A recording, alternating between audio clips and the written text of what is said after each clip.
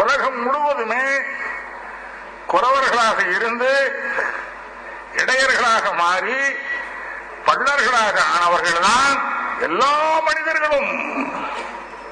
இந்த 3 பேரிடத்திலிருந்துதான் மனிதர்கள் அத்தனை வேகம் பிறக்கிறார்கள். ஒரு பக்கம் மீனவன் கடற்கரை ஓரமாக அந்த காலத்திலிருந்து செட்டில் ஆயிட்டான் ஒரு குரூப், அவன் மீனவன். இந்த 4 பேருக்கு பிறந்தவர்கள் தான் இந்த அத்தனை பேரும் உலகத்துல. யார பார்த்துடா நீ தாழ்ந்தவன் சொல்ற? நீ முதல்ல கீழே விழுந்துருவ.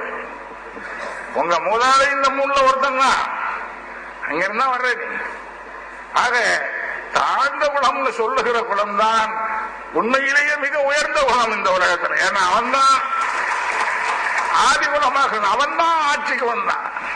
இடைநிலத்தில் இருந்தபோது கோ என்ற சொல் அரசு, நம்ம சொல்றோம் ஆரம்ப பொருள் பசு, அதற்கு தலைவன் கோவலன்,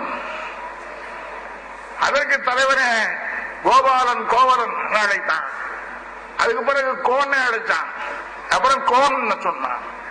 கோன் கோனார் எல்லாம் அங்க வந்து இடைநிலத்தில் வந்த பொழுது அவன் பள்ளர்களாக ஆகி குடியானவர்களாக மாறி அரசு குலமாக ஆன பிறகு அதே கோவை அமைத்துக்கிட்டான்.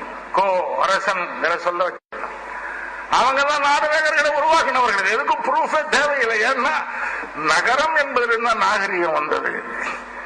செட்டிலானவன் தான் நகரங்களை கட்ட முடியும். குடியானவன், அவனுக்கு பேர் என்ன? குடியானவன் அப்படின்னா என்ன அர்த்தம்? இதுக்கு முன்னாடி இருந்த குறவர்களும் முன்னாடி இருந்த இடையர்களும் நாடோடிகள் அலைஞ்சிட்டே இருந்தான். செட்டில் ஆக முடியல, ஆக முடியாது. இவன் செட்டில் ஆனவன். நதிக்கரைகளை பார்த்து அவர்கள் குடியாக மாறினார்கள். அந்த குழிகளுக்குள்ளே இருந்துதான் அரசன் வர முடியும். வேற எங்கிருந்து அரசன் கிடையாது.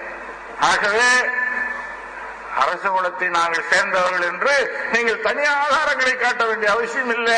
நீங்கள் தான் முதல்ல அரசனானவர்கள். இதுல என்ன கணக்குது? முதல்ல அரசனானது பள்ளர் இனத்தை சார்ந்தவர்கள் தான். அவங்க தான் நாடு நகரத்தை கட்டினார்கள். காடு ஒன்று